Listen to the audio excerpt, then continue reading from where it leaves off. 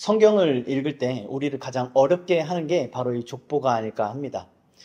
읽기도 어려운 그 낯선 이름들이 계속 나열되기도 하고, 또 이 족보가 오늘 나에게 무슨 의미가 있는지 모르기 때문이죠.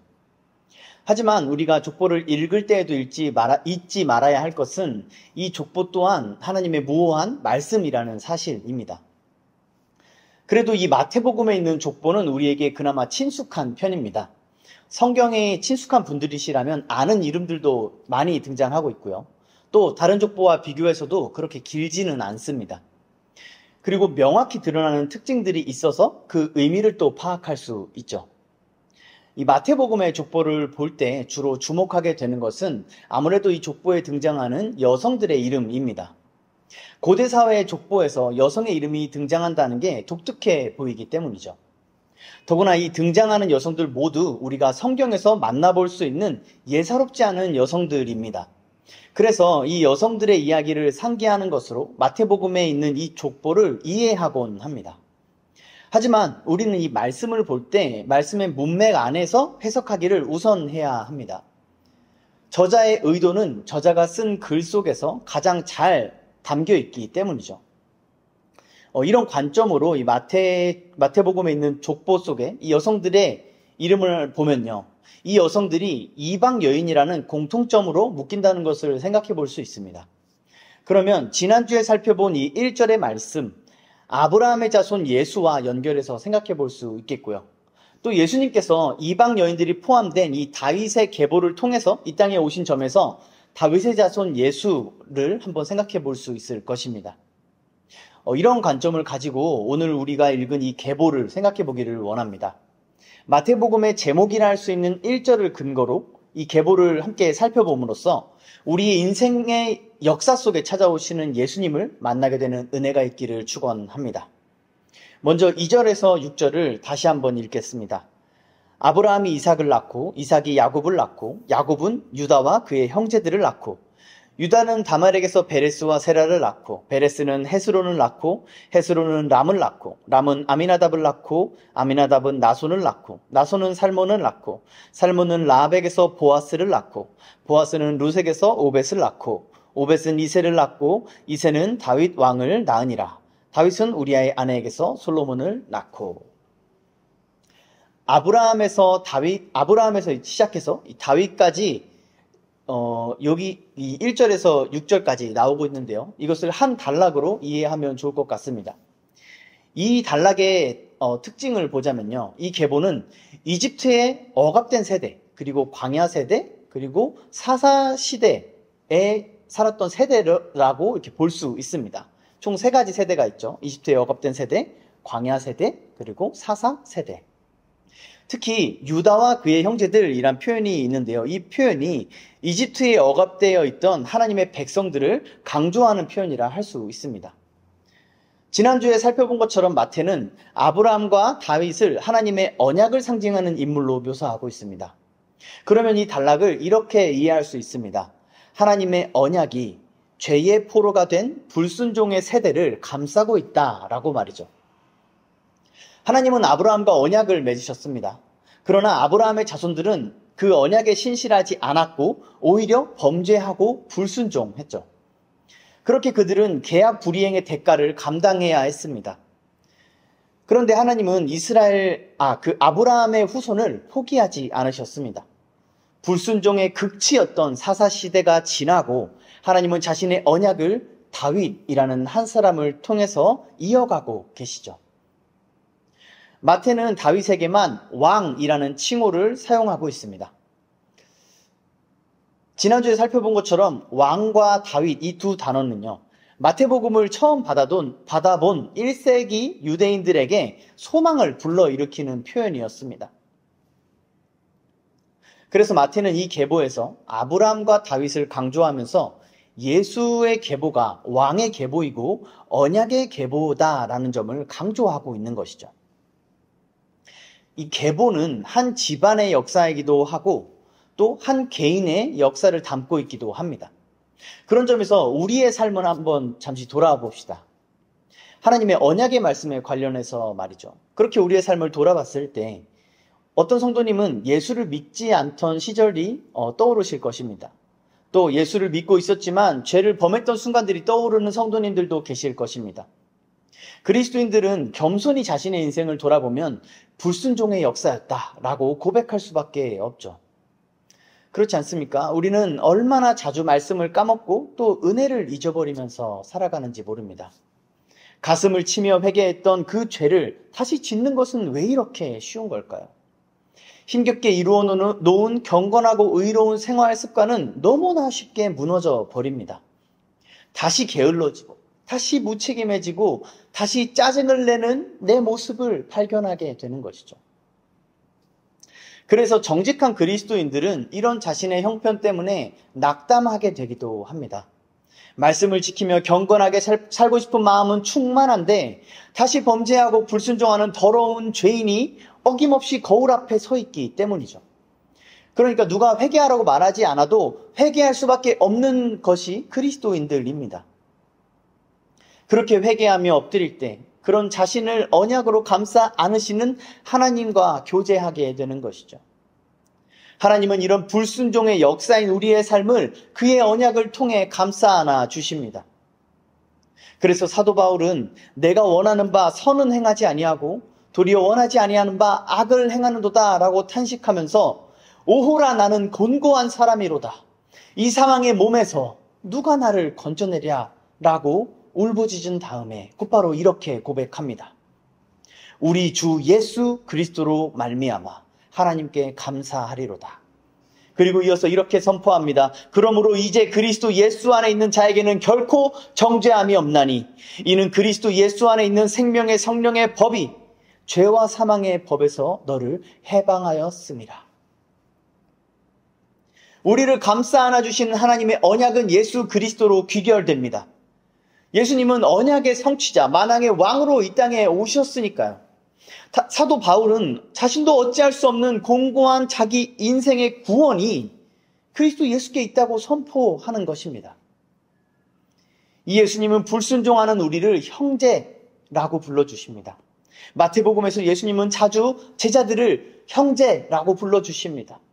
미련하여 깨닫지 못하고 완고하고 헛된 기대를 품고 있고 결정적인 순간에 예수를 버리고 부인할 바로 그 제자들에게 말이죠. 히브리 기자는 이렇게 말합니다. 거룩하게 하시는 이와 거룩하게 함을 입은 자들이 다 한 근원에서 난지라. 그러므로 형제라 부르시기를 부끄러워하지 아니하시고. 예수님께서 우리를 형제로 불러주시는 것이 얼마나 큰 은혜인지 모릅니다. 그런데 우리를 향한 하나님의 은혜를 우리가 생각할 때 우리가 절대 잊지 말아야 할 것이 하나 있습니다. 하나님께서 우리에게 은혜를 베푸실 바로 그때에 우리는 그 하나님을 향하여 범죄하고 있다는 사실입니다. 우리는 자기 자신을 고통 속에 있는 피해자로 생각하는 경향이 있습니다. 그래서 하나님의 은혜를 일종의 신적인 도움 정도로 여기는 것이죠. 그러나 성경이 말하는 하나님의 은혜는 그것과 사뭇 다릅니다. 하나님은 죄인들에게 하나님을 향하여 범죄하고 하나님과 맺은 언약에 불순종하는 패역한 자들에게 은혜를 베푸는 것입니다. 자기 아들을 잡아다가 때리고 모욕하고 자기 아들을 잔혹하게 죽여버린 바로 그 사람에게 하나님은 은혜를 베푸시는 것입니다.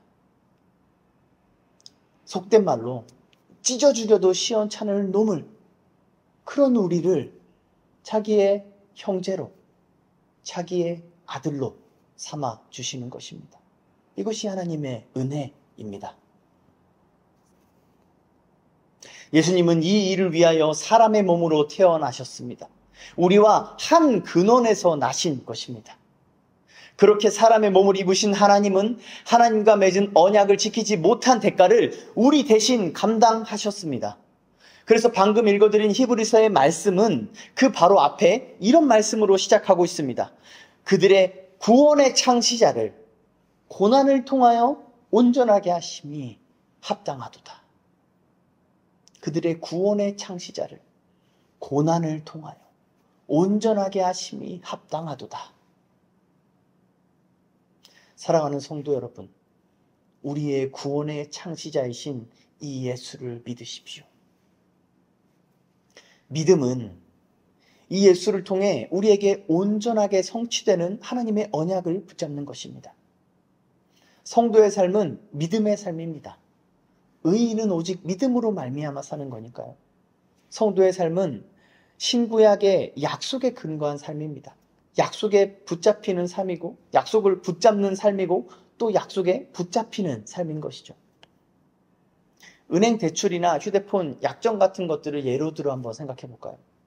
그것들은 약속한 기간까지 약속한 방법으로 약속한 금액을 지불할 것을 이렇게 약속하는 것이죠. 그러면 그때부터 그 약속에 근거해서 그 돈이나 그 핸드폰 같은 것들을 내 것으로 여기며 살게 됩니다. 만약 그 약속을 지키지 못하면 소유를 빼앗기거나 합당한 대가를 지불해야 하는 것이죠. 이처럼 우리는 이미 이 자본주의 사회 속에서도 약속에 근거한 삶을 살고 있습니다. 이 세상은 신용, 즉 믿음으로 돌아가고 있는 것이죠. 육신으로 사는 세상이 그러하다면 영으로 사는 삶은 더욱더 그래야 하지 않겠습니까? 우리는 성경에 기록된 하나님의 약속에 근거해서 그 약속의 내용들을 지금 내 것으로 여기며 살아갈 수 있습니다. 그래서 믿음을 보이지 않는 것들의 실상이라고 말하곤 하는 것이죠. 우리가 하나님의 말씀을 대출 계약서보다 신뢰하지 못할 이유가 어디에 있습니까? 하나님께서 직접 기록하여 주신 생명의 말씀이 사람이 작성한 문서들보다 홀대를 받아서야 되겠습니까? 그런데 하나님을 믿는다고 하는 우리가 그렇게 행할 때가 얼마나 많은지 모릅니다. 미래를 계획하고 인생을 설계할 때 우리는 사람들의 말을 따릅니다. 어느 대학을 가야 하고 어느 회사를 가야 하고 나이가 몇 살 때는 어느 정도의 스펙을 갖춰야 하고 돈이 어느 정도 있어야 한다는 그런 소리들 말입니다. 이것은 하나님께서 자기 삶의 주인이시고 자신의 선한 목자이시고 자신에게 필요한 모든 것을 때를 따라 공급해 주시겠다고 하신 그 약속을 믿지 않는 것입니다. 그러한 복들이 약속된 말씀을 홀대하고 멸시하는 것이죠. 자녀를 양육함에 있어서도 성경을 펼쳐보는 일은 거의 없습니다. 말씀 안에서 답을 찾으려는 의지 자체가 거의 없는 것이죠. 그러면서 전문가들의 말과 글을 육아의 복음으로 여깁니다. 물론 일반 은총의 개념 안에서 우리는 이것들을 적극적으로 활용해야 합니다. 그러나 일반 은총이 결코 특별 은총으로 우리에게 주어지신 하나님의 말씀을 대체하거나 능가할 수는 없습니다. 부모의 노력과 뜻과 상관없이 자녀의 성품과 능력과 인생은 하나님의 뜻대로 작정되어 있습니다. 이 언약을 신뢰하는 성도라면 내 자녀가 이 복을 이미 받았음을 믿고 감사하고 평안해야 하는 것입니다. 기독교인들의 연애와 결혼에 관해서도 하나님의 언약은 멸시와 천대를 받고 있습니다. 이 주제에 관한 수많은 자료들을 찾아보시면요. 기독교의 용어를 빌리고 있을 뿐이지 세상이 말하는 방식을 따르고 있다는 사실을 발견하게 됩니다. 성도를 향한 하나님의 복된 예정의 약속들은 홀대를 받습니다. 이름만 기독교 결혼관인 이 사상들이 교회 안에 이미 만연해 있는 것이죠. 그러면서 하나님께서 기뻐하시는 가정을 논하고 있는 모습은 우습기 짝이 없습니다. 배우자 기도를 지나치게 강조하는 모습은 민망하고 부끄럽기까지 합니다. 그들에게 하나님의 언약은 관심 밖에 있습니다. 그들이 묵상하는 것은 자기 자신뿐입니다. 그들에게 하나님은 자기에게 좋은 배우자를 제공하고 행복한 가정을 제공하는 서비스업자일 뿐입니다. 물론 그들 중에 누구도 이렇게 생각하지 않지만 이렇게 행동하고 있다는 점에서 그들의 역겨운 위선이 드러나는 것이죠. 그러니 우리는 분명하게 해야 합니다. 스스로 성경적이라고 여기고 있던 모든 내용들을 점검해야 하는 것이죠. 내가 믿는 하나님이 어떤 분이신지, 내가 믿는 예수님은 누구신지, 내가 신뢰하는 그 약속은 어떤 내용인지를 말입니다. 그렇지 않으면 자신도 모르게 하나님의 언약을 멸시하고 홀대하게 됩니다. 우리는 그럴 수밖에 없는 죄인들이니까요. 성도는 자신이 무능하고 비참한 죄인이라는 사실을 인정합니다. 그래서 유일한 소망이요, 구원의 창시자이신 예수님만을 신뢰하고 의지해야 합니다. 그것은 예수를 통해 우리에게 적용되고 성취되는 언약의 말씀을 붙잡는 것입니다. 그 언약의 말씀에 붙잡혀 날마다 말씀을 묵상하고 이해하고 깨닫고 살아내는 것이죠. 우리는 언약의 문서인 성경을 통해 약속의 대상이 누구인지를 매일 알아가야 합니다. 또한 약속의 내용이 무엇인지를 알고 그것을 신뢰함으로 그것이 오늘의 내 것으로 삼아 그 약속된 내용들, 수많은 하늘에 속한 신령한 복들이 오늘 내 것이다 라고 고백하는 삶을 살아야 하는 것입니다. 이렇게 살아가는 언약의 사람의 주요한 특징은 그 삶에 회개가 있다는 것입니다. 하나님의 언약은 불순종하고 범죄하는 자기 백성을 향하고 있기 때문이죠. 언약의 사람이 이 내용을 모를 리가 없습니다. 이 내용을 알고도 회개하지 않을 수 없습니다. 언약의 사람은 매일매일 불순종의 역사를 기록하는 자기 자신을 보면서 하나님의 언약이 여전히 자신에게 지속되는 것이 얼마나 놀라운 기적인지를 날마다 깨닫고 감탄하며 그것을 찬양할 수밖에 없는 것입니다. 이것은 자기 인생을 묵상하면서 사람의 말에 귀를 기울이는 자들은 결코 맛볼 수 없는 은혜입니다. 나아가 언약의 사람은 이 언약을 통해 주어지는 하나님의 사랑에 깊이 감동됩니다. 그래서 하나님의 언약을 통해 우리에게 주어지는 감동이 아니라면 그것이 아무리 감동적이라고 할지라도 하나님의 사랑이 아니라고 할 수 있습니다. 하나님의 사랑은 하나님의 언약을 통해서 우리에게 부어집니다. 이 언약이라는 통로만이 하나님의 사랑을 온전하고 순전하고 분명하게 우리에게 전달하기 때문이죠. 그래서 우리 안에 계신 성령 하나님은 우리가 언약을 붙들고 살게 하십니다. 우리가 언약에 붙들려 살면서 하나님을 의지하게 만드시는 것입니다. 또한 회개는 하나님의 사랑으로 가는 길이다라고 할 수 있습니다. 하나님의 사랑은 언약을 통해 이루어집니다. 우리에게 부어집니다. 그리고 언약은 예수 그리스도를 통해 성취되죠. 바로 우리를 구원하시기 위해 자기 자신을 들이신 그리스도의 순종으로 말입니다. 하나님의 사랑은 그리스도의 십자가에서 절정을 이룹니다. 우리가 이 은혜로운 언약, 성취된 언약에 참여하는 방법은 회개뿐입니다. 예수께서 순종을 통해 열어주신 구원의 길은 참회하는 죄인에게만 허락된 것이기 때문이죠. 다윗 이후로도 마태복음의 족보가 계속되는 것처럼 불순종하는 우리의 인생 역시 계속됩니다. 여러분께서 지금까지 살아온 지난 날들을 돌아본다면 오늘 여러분의 삶은 어디를 향해 가고 있다고 말하실 수 있습니까? 아브라함의 자손들의 역사는 불순종과 분열을 향해 나아가고 있습니다. 6절 후반부부터 11절까지를 다시 읽겠습니다. 다윗은 우리아의 아내에게서 솔로몬을 낳고 솔로몬은 르호보암을 낳고 르호보암은 아비야를 낳고 아비야는 아사를 낳고 아사는 여호사밧을 낳고 여호사밧은 요람을 낳고 요람은 우시야를 낳고 우시야는 요담을 낳고 요담은 아스를 낳고 아스는 히스기야를 낳고 히스기야는 므낫세를 낳고 므낫세는 아몬을 낳고 아몬은 요시야를 낳고 바벨론으로 사로잡혀 갈 때에 요시야는 여고냐와 그의 형제들을 낳으니라. 이 단락은 바로 위에 왕으로 소개된 다윗의 타락으로 시작합니다. 위대한 인물이었던 다윗 역시 불완전한 인간, 죄인이었을 뿐이죠. 저는 이 단락의 이름을 분열의 계보라고 이름을 정해봤습니다. 다윗의 언약은 유명무실해진 것처럼 그의 왕국은 둘로 쪼개져 버렸습니다.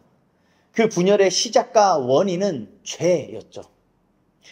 하나님은 다윗의 범죄를 용서하셨지만 그 죄의 결과는 감당하게 하셨습니다. 그래서 다윗은 노년에 분열과 반역을 경험해야 했죠. 성경은 이 분열의 계보를 기록하면서 어떤 메시지를 전달하기 위한 장치를 심어놨습니다. 한글 번역에서는 그 장치가 보이지 않는데요. 바로 아사라는 이름과 아몬이라는 이름의 그 장치가 있습니다. 이 두 이름을 원어로 보면 각각 아삽과 아모스라고 기록하고 있습니다. 다른 문서였으면 이건 오타다라고 말했겠지만 성경에 오류가 없음을 믿는 신자라면 이 속에 어떤 의도가 있음을 바로 캐치하게 되겠죠. 아삽은 여러 시편을 기록한 사람으로 또 선지자로도 불렸던 사람입니다. 그리고 아모스는 목자 출신의 선지자로 활동했던 사람이었습니다. 두 인물의 공통점은 하나님의 공의와 정의를 외쳤다는 것입니다. 이것은 실제 분열의 시대인 당시에 하나님께서 수도 없이 강조하셨던 메시지이기도 합니다. 그래서 1세기 유대인들은 이 두 인물의 이름을 들을 때 하나님의 공의와 정의의 메시지가 자동으로 떠올랐을 것입니다. 그리고 여전히 로마의 압제 속에 살면서 하나님의 정의와 공의를 구하던 그들의 심령을 더욱 간절하게 만들어줬을 것입니다. 마태는 예수 그리스도가 바로 그 하나님의 공의와 정의를 이 땅에 이루기 위해 오신 분임을 강조하고 싶은 것이죠. 예수님은 어떻게 그 일을 행하실까요? 바로 자기를 희생하는 순종을 통해 그 일을 이루십니다. 마태는 이것을 여고냐와 그의 형제들이란 표현을 통해 암시하고 있습니다. 여고냐와 그의 형제들 때에 다윗의 가문은 몰락하고 바벨론의 포로로 잡혀갑니다. 유대 전통에 따르면 여고냐는 이스라엘 백성들과 예루살렘 성전이 바벨론에게 짓밟히는 것을 막기 위해서 자발적으로 포로가 되었다고 합니다. 여고냐의 이러한 결정은 예레미야를 통해 말씀하신 하나님의 뜻에 순종하는 것이었죠. 범죄한 유대인들을 바벨론의 포로로 넘기는 것이 하나님의 뜻이었기 때문입니다. 누구와 그의 형제들이라는 이 표현은 앞서서 유다에게도 붙여졌던 표현입니다. 이 유다와 여고냐의 공통점이 무엇일까요? 바로 자기 형제들을 위해서 자기 자신을 희생했다는 것입니다. 이를 통해 마태는 예수 그리스도께서 어떻게 자기 형제를 구원하실지, 하나님의 정의와 공의를 실현하실지를 암시하고 있는 것이죠. 하나님의 정의와 공의라는 주제는 성경 전체에서 자주 강조하고 있는 주제입니다. 특히 범죄한 하나님의 백성들을 향해서 강조하시는 메시지 중 하나죠. 그런데 오늘날 많은 교인들은 이 주제에 큰 관심이 없는 것 같습니다. 오늘날 교인들이 관심을 갖는 가장 큰 주제는 아마 사랑이 아닐까 싶습니다. 물론 하나님의 사랑도 성경에서 강조하는 주제 중 하나입니다. 하지만 성경은 하나님의 사랑을 하나님의 공의와 별개의 것으로 말하지 않습니다. 어떤 무식한 사람들이 주장하는 것처럼 사랑과 공의가 서로 대척점에 있다라고 말하지도 않습니다. 오히려 성경은 하나님의 사랑과 공의가 하나인 것처럼 말하는 경우가 많습니다. 가장 대표적인 예가 바로 예수님의 십자가이죠. 예수님은 이 계보에서 여고냐와 유다로 암시된 희생과 순종의 왕이십니다. 하나님의 정의와 공의에 대하여 하나님의 마음에 합한 자로 불렸던 왕은 실패했지만 사랑하는 아들 기뻐하는 자로 불렸던 왕은 성취하셨습니다.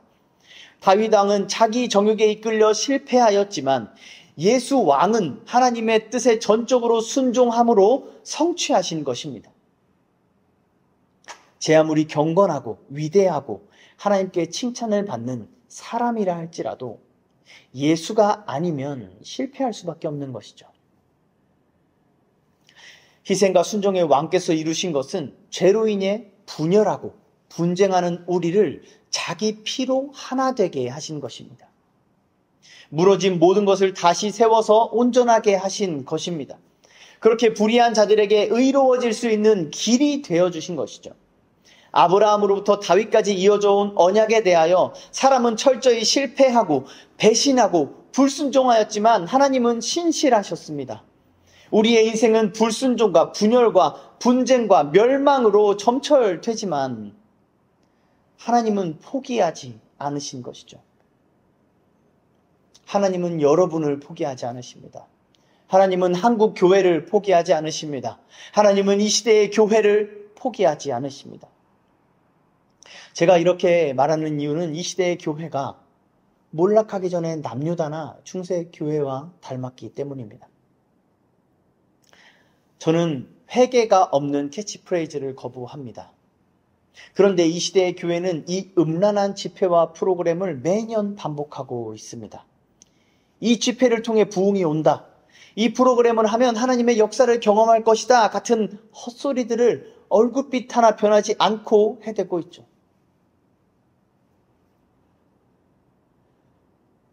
이 시대의 교회는 너나 할 것 없이 돈을 사랑하고 있습니다. 교회의 어떤 부분이 잘못되어 있는 줄을 알면서도 성도들이 떠날까봐, 그래서 헌금이 줄고 재정이 줄까봐 개선할 용기, 회개하고 돌이킬 용기를 내지 못하고 있습니다. 어느 시대에나 마찬가지로 하나님의 백성들은 여기에 무너졌습니다. 정의와 공의는 돈이 되질 않습니다. 그래서 정의와 공의를 율법주의라고 매도합니다. 반대로 돈이 되는 일이면 그것이 설령 불의한 일이라도 하나님의 뜻이라고 포장합니다. 정말 부끄럽게도 이 시대의 교회에 대한 평가는 오히려 세상이 더 올바르게 하고 있습니다.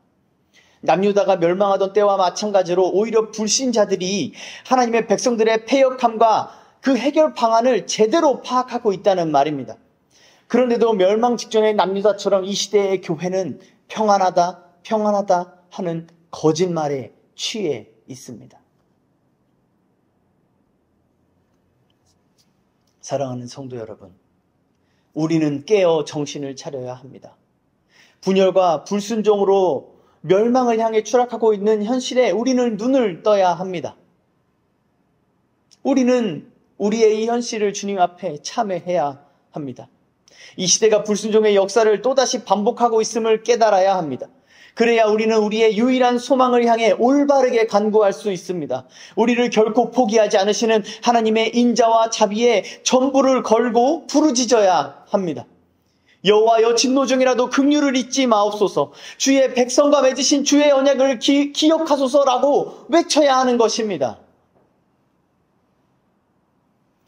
저는 특정 누구나 어떤 집단을 저격하고 있는 것은 아닙니다. 우리 모두가 죄의 온상이기 때문입니다. 어떤 특정한 교회의 문제가 아니라, 어떤 특정한 사람의 문제가 아니라 그리스도를 머리 삼아 한 몸이 된 모든 교회, 모든 성도, 그 교회, 하나 된 교회, 한국 교회의 문제이기 때문입니다. 인간은 예외 없이 다 죄인입니다. 하나님 마음에 합한 자인 다윗도 범죄했고 크게 쓰임받은 사도였던 바울도 죄인 중에 괴수였습니다. 그래서 우리는 범죄하고 분열하고 멸망할 수밖에 없는 존재들입니다. 우리에겐 아무 소망이 없습니다. 어떤 사람이 아무리 위대한 성취를 이루고 많은 사람들에게 칭송을 받는다 할지라도 그에겐 아무런 소망이 없습니다. 그 증거를 저는 분명하게 말할 수 있습니다. 그 사람도 반드시 죽을 것입니다. 우리가 죄악과 그 죄의 결과에서 자유로울 수 없다는 이 분명한 증거인 사망이 이 땅의 모든 생명 속에 내재되어 있습니다. 하나님께서, 그럼에도 불구하고 하나님께서 이 한국교회, 이 시대의 교회를 포기하지 않으신다는 것은요, 우리가 잘하고 있다는 것이 아닙니다. 우리가 괜찮다는 뜻이 아닙니다. 오히려 정반대의 의미일 때가 많습니다. 누가 봐도 포기하거나 내버리는 게 상식적인 상황이라는 것이죠. 그러니 제정신이라면 두려워해야 합니다. 거짓 평안, 헛된 행복, 값싼 은혜를 떠들 것이 아니라 의로운 욥처럼 자기 입을 가리고 티끌과 재 가운데 엎드려 회개해야 하는 것입니다. 사람은 자신이 공경에 처했다는 사실을 깨달아야 도움을 부르짖습니다. 도움을 구하는 자들은 어떻게 해서든지 소망을 찾고 그것을 붙잡으려고 안간힘을 씁니다. 다른 말로 회개함으로 소망이 되신 예수를 붙잡는 것입니다. 사랑하는 성도 여러분, 예수님밖에는 없습니다. 우리에게 예수님밖에는 없습니다. 불의한 우리에게 공의와 정의를 이루어 주실 분은 예수님밖에 없습니다. 영원한 복을 약속한 그 언약을 끊임없이 위반하는 죄인들에게, 우리에게 예수님 말고 아무 소망이 없습니다. 이기적이고 오만하고 미련한 우리를 위하여 기꺼이 자기 자신을 희생할 사람은 예수 말고는 없습니다. 잘난 것 하나 없고 오히려 문제만 가득한 우리를 자랑스러운 형제다라고 불러주실 수 있는 분은 예수님 말고는 없습니다. 내가 아무리 실패하고 잘못하고 망가지더라도 결코 우리를 포기하지 않고 내버리지 않고 끝까지 그 언약을 지키시는 분은 우리 주 예수님밖에는 없습니다. 그 뜨거운 사랑의 약속으로 나를 꽉 품어 안아주시는 분은 우리의 구원의 창시자 그리스도 예수 말고는 없습니다.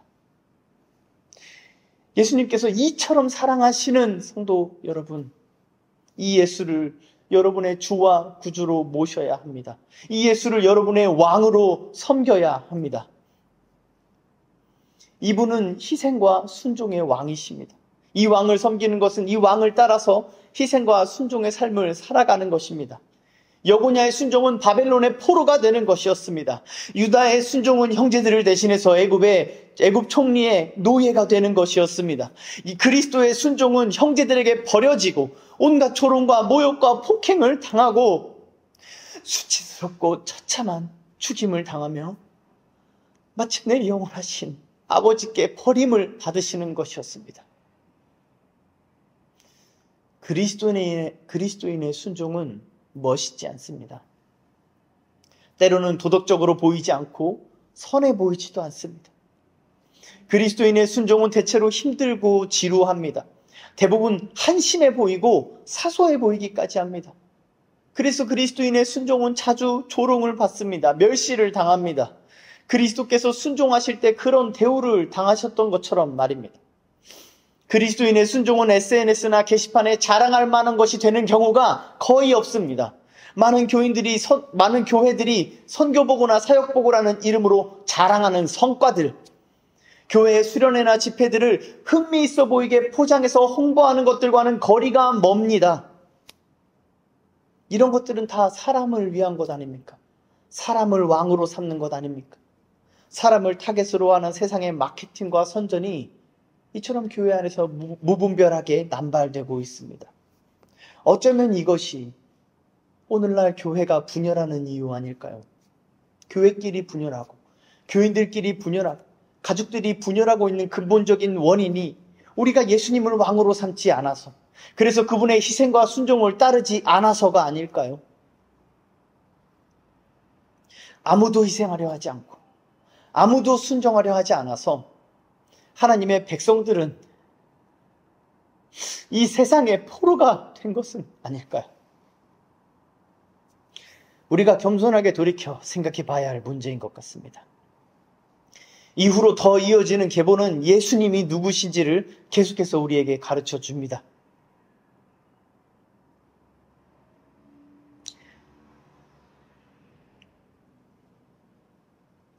이스라엘은 멸망했습니다. 다윗 왕가도 몰락했죠. 그런데 그들의 계보는 계속 이어집니다. 하나님의 언약이 계속해서 이어지고 있다는 것입니다. 우리의 죄악으로 인해 스스로 멸망했어도 우리를 향한 하나님의 사랑은 끊어지지 않습니다. 이 단락에서 언급되는 인물들은 성경에 나오지 않는 중간기 때의 인물들입니다. 이때에 헤롯이 유대 지역의 왕이 되면서 자기의 왕권의 정당성을 이루기 위해 다윗 가문의 족보를 다 파괴하는 일이 있었습니다. 그러나 하나님의 언약을 신뢰했던 무명의 신자들은 소망을 잃지 않고 다윗 자손의 계보를 지켰던 것이죠. 저는 오늘날에도 하나님은 이렇게 이름이 없는 자들을 통해 일하신다고 믿습니다. 16절에 보시면 문장의 구조가 앞에 말씀들과는 다른 것을 알 수 있습니다. 누구를 낳았다라는 말에 항상 그 아버지의 이름이 붙었는데 이 예수님의 경우에는 그렇지 않습니다. 예수의 나심을 말할 때 아버지의 이름이 있어야 할 자리에 요셉의 이름이 없습니다. 이를 통해 알 수 있는 것은 예수의 탄생이 포로된 상태에 있지 않았다는 것입니다. 아버지가 노예면 그 자녀도 당연히 노예가 되는 것이죠. 죄의 포로가 되어 불순종과 분열의 계보가 계속 이어져 왔는데 예수님은 거기에 속하지 않았다는 것입니다. 그럼에도 불구하고 예수의 이름이 이 계보의 절정에 그 이름을 올리고 있는 점에서 예수님은 독특한 역할과 특징을 지닌 별다른 존재라는 사실을 우리는 알 수 있습니다.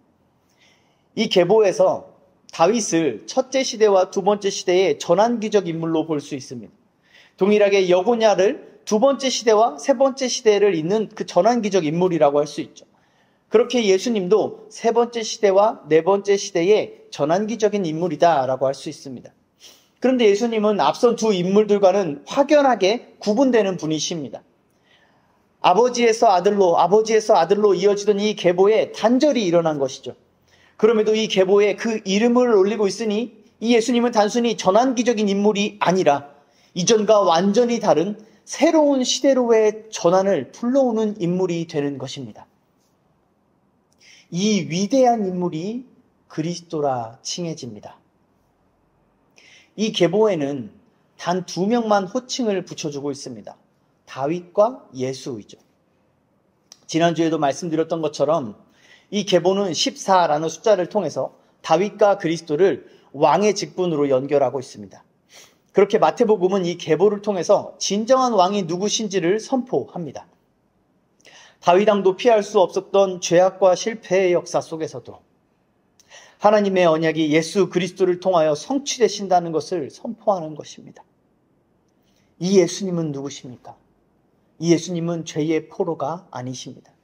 이 예수님은 진리이십니다. 진리는 포로를 자유케 하는 능력입니다. 그래서 성경은 이분을 별다른 제사장이라고 부릅니다. 제사장의 역할은 제사를 통해서 죄의 문제를 해결하는 것입니다.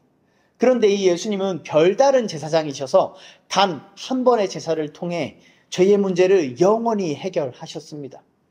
이 예수께서 죄인들의 계보에 들어오셨습니다. 그가 이 계보에 들어오시자 죄의 굴레가 깨어집니다.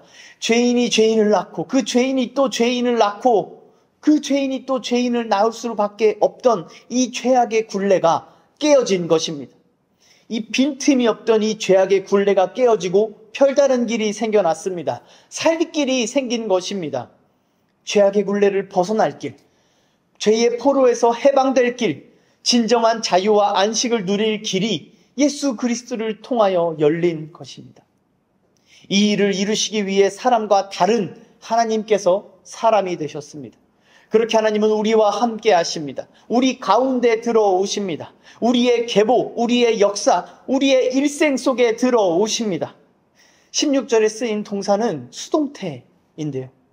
이 계보에서 동사는 계속 능동태로 쓰이다가 하나님께서 이 계보에 들어오시는 순간 인간은 수동태가 되어버리는 것입니다. 하나님께서 우리 가운데 들어오셔서 우리와 함께 하시는 역사에 있어서 우리는 전적으로 수동적이란 사실을 우리는 기억해야 합니다. 모든 것이 하나님의 주권적이고 능동적인 은혜임을 우리는 믿음으로 고백해야 합니다.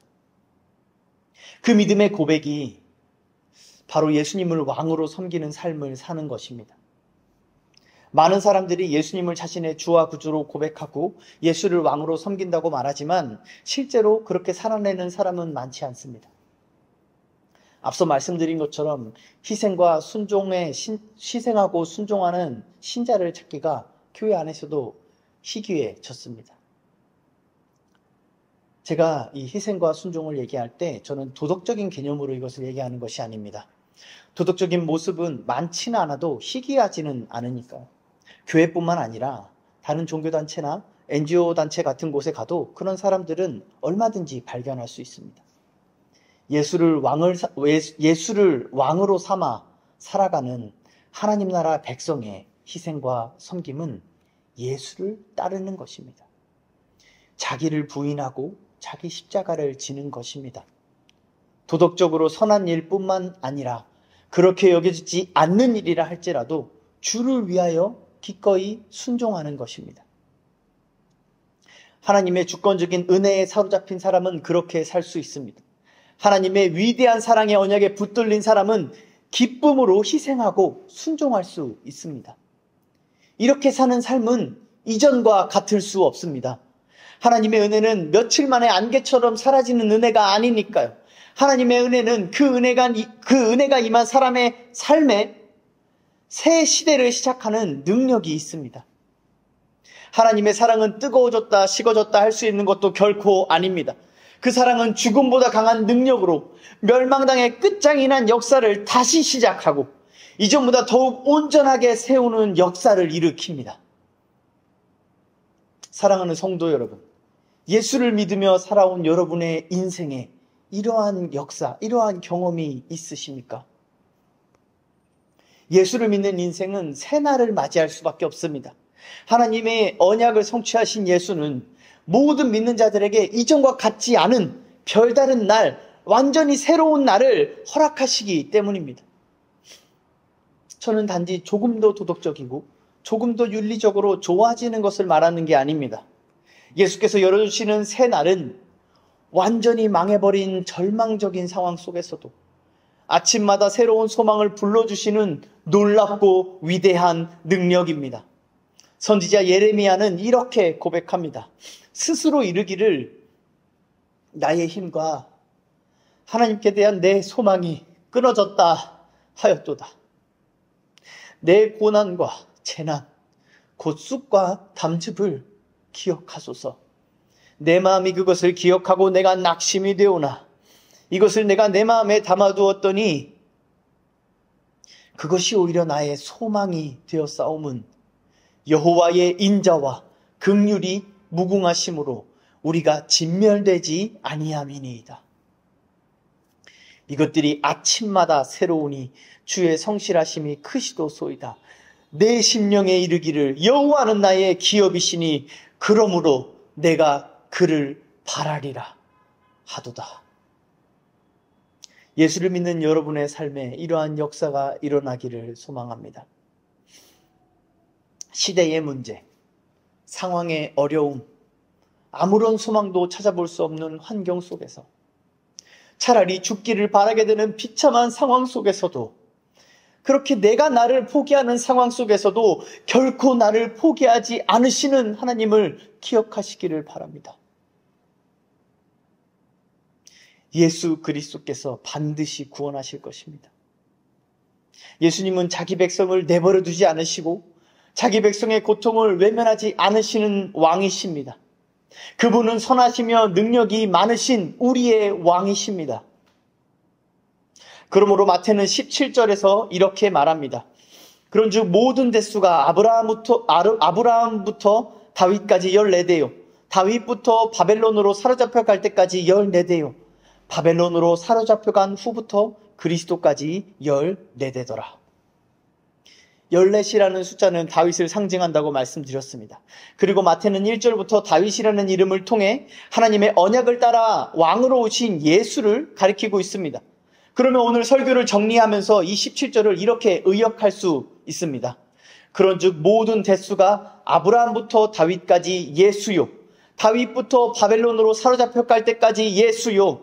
바벨론으로 사로잡혀간 후부터 그리스도까지 예수다. 우리의 불순종의 역사의 소망이 예수요. 우리의 분열과 멸망의 역사의 소망이 예수요. 죄악에 사로잡혀 포로 생활을 하는 우리의 구원이 예수다.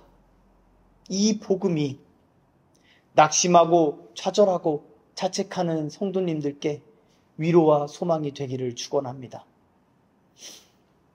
아브라함의 계보는 믿음으로 그의 자손이 된 우리의 계보입니다. 그리스도의 계보는 그의 형제요, 신부요, 자녀가 된 우리의 계보입니다.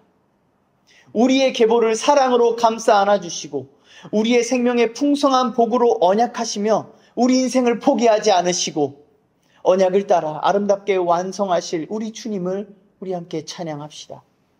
예수, 그리스도라 칭하시는 예수, 그 이름을 높이고 찬양하고 경배하는 삶을 사는 우리 모두가 되기를 축원합니다.